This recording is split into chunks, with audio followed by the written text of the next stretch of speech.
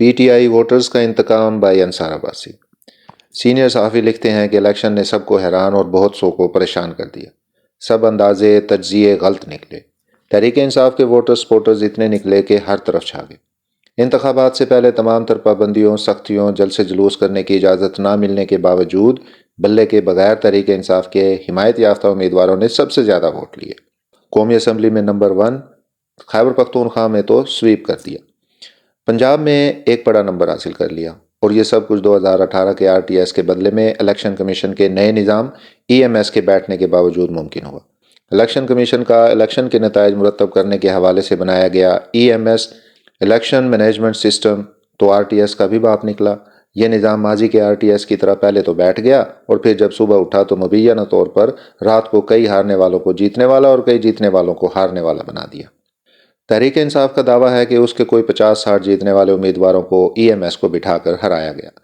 گویا 8 فروری تحریک انصاف کے ووٹروں سپورٹروں کے لیے بدلہ لینے یا انتقام لینے کا دن ثابت ہوا۔ دھاندلی کے الزامات لگانے کے ساتھ ساتھ تحریک انصاف وفاق، پنجاب اور خیبر پختونخوا میں اپنی حکومت بنانے کا دعویٰ کر رہی ہے، لیکن ابھی تک الیکشن نتائج کے مطابق وفاق میں کوئی ایک جماعت بھی اکثریت نہیں حاصل کر سکی۔ اس لیے یہاں صرف ایک مخلوط حکومت ہی بن سکتی ہے، جس کے لیے Noon League, Peoples Party, M Q M, J U I F وغیرہ میں پہلے ہی بات چیت شروع ہو چکی ہے۔ وفاقی سطح پر تحریک انصاف کے جیتے ہوئے امیدواروں کی تعداد سب سے زیادہ ہے، لیکن پی ٹی آئی کی طرف سے حکومت سازی کے لیے ابھی تک کسی سیاسی جماعت سے رابطہ کرنے کی اطلاعات نہیں ملی۔ دھاندلی کے الزامات اور ان الزامات کی سنوائی کا جو نظام ہمارے ہاں موجود ہے، اس سے تحریک انصاف کو وہ 150 یا 170 سیٹیں فوری نہیں ملیں گی جس کا وہ دعویٰ کر رہی ہے۔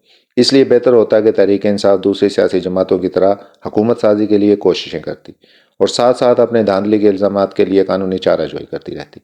تحریک انصاف کے ترجمان کی خواہش کہ حکومت سازی کے عمل کو اس وقت تک روکا جائے جب تک کہ تحریک انصاف کی طرف سے دھاندلی کے الزامات کا فیصلہ نہیں ہوتا، تو کسی صورت کوئی پوری نہیں کر سکتا۔ لیکن سوال یہ پیدا ہوتا ہے کہ کیا تحریک انصاف اور اس کے بانی chairman Imran Khan Noon League, Peoples Party, M Q M وغیرہ سے مل کر حکومت بنانے کے لیے ہاتھ ملانے پر تیار ہوں گے؟ اگر دوسروں سے ہاتھ نہیں ملائیں گے تو پھر وفاق میں حکومت کیسے بنے گی؟ عمران خان کے ماضی کے رویے کی وجہ سے کسی بڑی سیاسی جماعت کی طرف سے تحریک انصاف سے بھی رابطے کی اطلاعات نہیں ملی۔ تحریک انصاف نے ووٹ تو بہت لیے، لیکن اگر وہ ماضی کی طرح کسی دوسری سیاسی جماعت سے بات نہیں کرے گی یا پھر دھاندلی کا رونا ہی روتی رہے گی تو پھر وہ وفاق میں حکومت کیسے بنا سکتی ہے؟ اس وقت تحریک انصاف کے لیے یہ بھی چیلنج ہے کہ آزاد حیثیت میں جیتنے والے اپنے اراکین قومی اسمبلی کو سنبھالیں، کیونکہ خطرہ موجود ہے کہ ان میں سے کئی حکومت کا حصہ بننے کے لالچ میں نون لیگ اور پیپلز پارٹی میں جا سکتے ہیں۔ خیبر پختونخوا میں تو تحریک انصاف کو حکومت بنانے سے کوئی نہیں روک سکتا۔ پنجاب میں ممکنہ طور پر نون لیگ ہی حکومت بنائے گی، جبکہ وفاق میں اگر تحریک انصاف کو حکومت بنانی ہے تو اپنے ماضی کے رویے سے ہٹ کر اپنے سیاسی مخالفین سے ہاتھ ملانا پڑے گا۔ اگر ایسا ہو جائے تو سب کے لیے بہت اچھا ہوگا، لیکن مجھے ایسا ہوتا ہوا نظر نہیں آتا۔